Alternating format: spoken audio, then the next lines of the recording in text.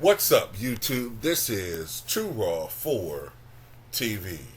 Alright, so before I get into this video, I want to give a shout out to a real one for the donation to the channel via the Cash App. Much respect to him for once again showing love to the channel. Alright, so this is a video request that I got a couple of days ago.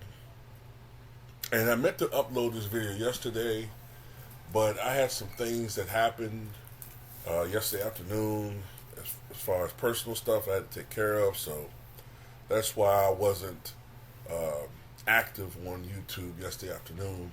My apologies. I do have a personal life that sometimes interfere, okay? So a request that I got was, and it's going to be a series, I guess. It's a good one. One of my subscribers wanted me to take various players of today and insert them on teams of yesteryear, notable teams of yesteryear, and just give a guesstimate about how those teams may have performed. And like I said, these things aren't etched in stone, they're just an opinion. In this particular video, I'm going to try to attempt to give my analysis of what would happen if LeBron James was on the 1992 Portland Trailblazers in place of Clyde Drexler. Now, I think this is one of the more successful teams that he would have been on, because I think that team, as constructed, would have fit with his abilities. If you look at Clyde Drexler back then, he was at the apex of his career. Matter of fact, I believe Clyde was running up to Michael Jordan for MVP that year. Clyde was a scorer. He was a big guard. He was athletic. He was a slasher. But he did have a mid-range shot and was developing an outside shot. But he also was a great rebounding guard, a good defensive guard, very good defensive guard, actually. Great at getting steals, and he was an underrated facilitator. That year, I believe he averaged 25 points a game, I think 6.7 rebounds and 6.7 assists, and 1.8 steals. Portland went 57-25 that year, and went all the way to the NBA Finals, where they lost in 6 to the Chicago Bulls, who won 67 games that year. Matter of fact, many people forget that 1992 Bulls team flirted with the NBA record, which was 69 at the time. They flirted with 70 victories. Matter of fact, I think, if I'm not mistaken, I think after 63 games, I think that team, I'm trying to remember, I think after 63 games, that team was something like 48-13, and I think they went on a super run toward the end. We only lost 2 more games. But anyway, this is what I think. I think that team would have suited LeBron James' facilitating abilities. I think he would have been very dangerous in fast break situations, especially. Look, Clyde was 6'7", 222. The LeBron version I'm thinking of is the Cleveland LeBron James, all right? I'm thinking about Cleveland, the first Cleveland, 2003, 2010, before he became a problematic front runner, before he became a stat padder, before he became overly concerned with his stats and his legacy and all that dumb shit, right? When he was just going out there and balling. I think his game would have to be a little different than it was today. With the way the game was played then, with bigs in the paint, I think he would have had to have developed more of a mid-range jump shot quicker than he did in real life. Because in reality, LeBron James still does not have a great mid-range jump shot. he seems to have improved his 3-point shooting. But then again, defenses are uh, so limited today that it's difficult to stop 3-point shooters. But anyway, with the hand checking, 3-point shooters back then would have had a harder time. Well, they did have a harder time. And today's game, if they had the hand checking, it'd be the same thing. But anyway, I think with the roster of Danny Ainge, Terry Porter, I'm trying to remember their roster, Kevin Duckworth,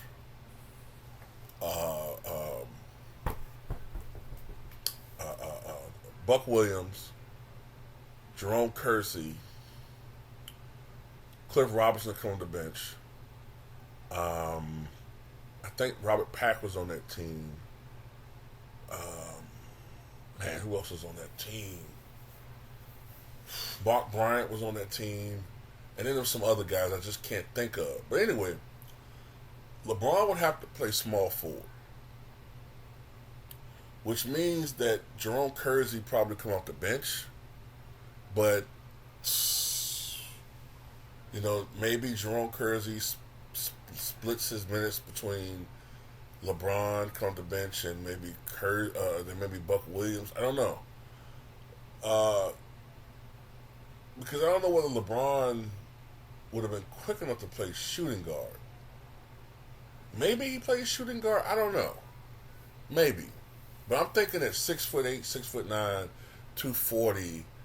I don't know if he's gonna play shooting guard back there. I think he's gonna play small forward, which might mean Danny Ainge starts.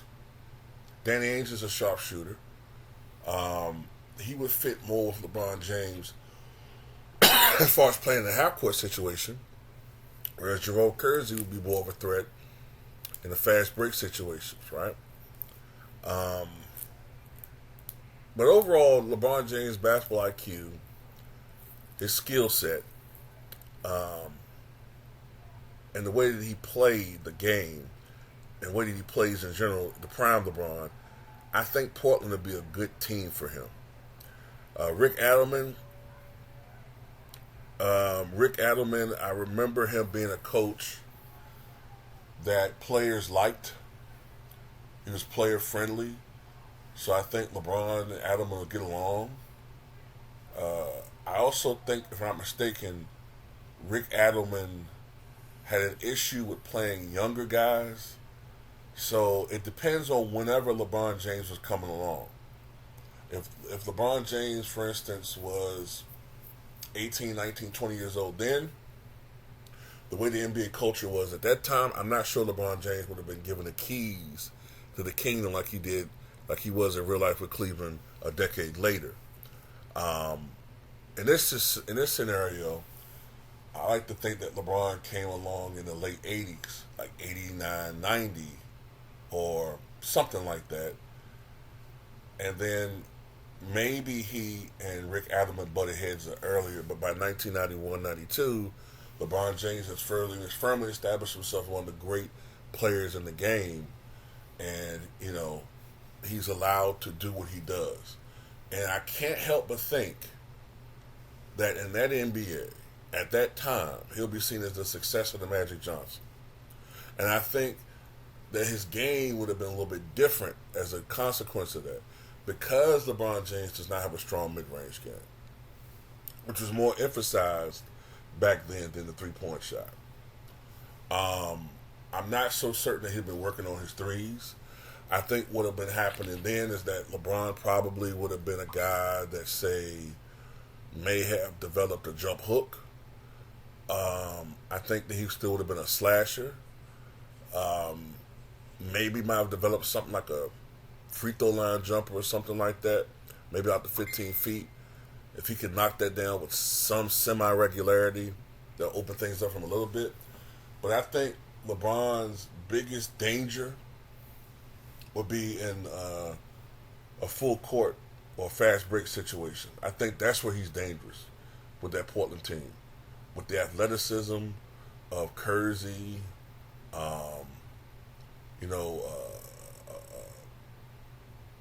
with the shooting of Danny Ainge and some of the other guys on that team, and you have a pretty versatile team because three of the guys on that team, Ainge, James, and Porter, not only can they score, but they can facilitate. Especially Porter and James. So in that situation, I think that LeBron will be even more potent and even more dangerous than Clyde Drexler was for that particular team. That's just my thoughts on this. Matter of fact, let me look at Portland right quick that year and see their rankings in the league.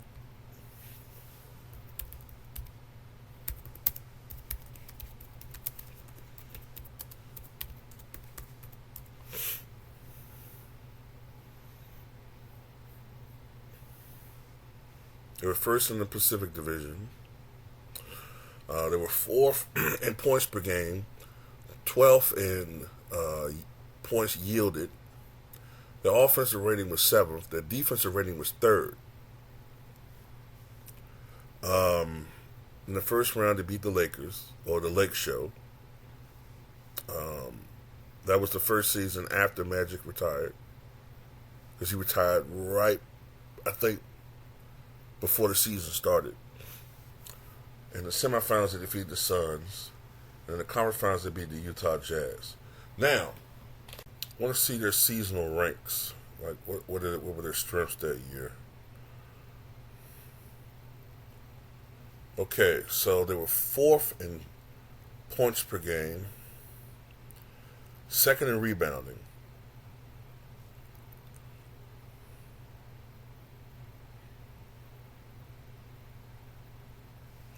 all right.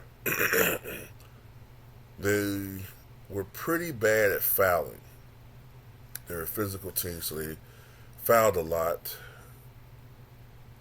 That was a problem for them. And they lost to the Chicago Bulls. Now, look, any team that has Michael Jordan has a distinct advantage. One thing I remember about that series was Michael Jordan having a phenomenal series. But I also thought I remember Scottie Pippen having a great series as well. They really didn't have anybody that could stop Scottie in real life, right? So, would LeBron James's presence alter that?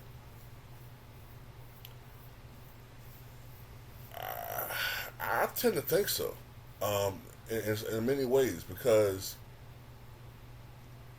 just from a defensive standpoint, Scottie having to guard LeBron James would physically tire him out. And I would just think that the size and speed and quickness of LeBron James, even if he's not fundamentally a great defender, would have some effect on Scottie Pippen. So let's look at this.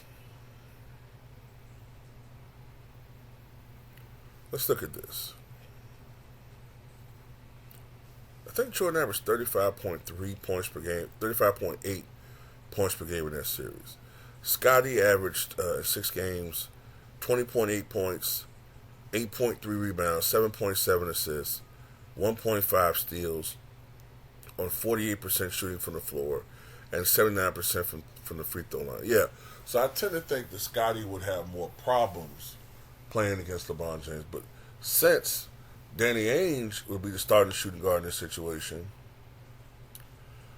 does Craig Hodges be more effective? Because he was not effective at all in that series. John Paxson had a good series, but against Danny Ainge, instead of Clyde Drexler, would John Paxson be more effective? Would he average more around 14 points a game as opposed to 10 points a game? Would he shoot more around 55, 56% rather than 52%? I don't know. It's possible. I tend to think that the Bulls will still won because the Bulls, from 1 through 5, did not have a good a lineup as Portland. But I think that bench of Chicago was just more. They were more championship tested, more battle tested, and I think they were a little bit deeper than Portland's bench. A little bit deeper, a little bit more offensively talented than Portland's bench. So altogether, I think that you could make an argument that Portland would have won more games with LeBron James overall in the regular season, but I still think they lose to Chicago in the NBA Finals. I still do. I think they still lose. Whether it's 6 games or 7 games, I don't know. But that's just my analysis of it.